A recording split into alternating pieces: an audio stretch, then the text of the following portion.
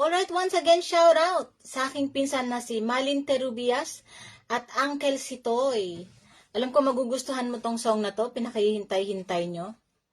Galing sa 17 hours duty, natulog lang ako ng 2 hours para ma-record tong song na to. Napapansin ko, yung mga request paluma ng paluma. Papunta na tayo sa lumang simbahan.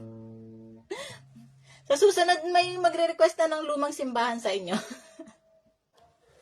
At shoutout din sa aking mentor, Kuya Gary Dave, nung nagsisimula pa lang ako sa pagbabanda. Siya yung nagturo sa akin ng lahat. Miss you, Kuya Gary. Kita-kita tayo pag uwi ko dyan.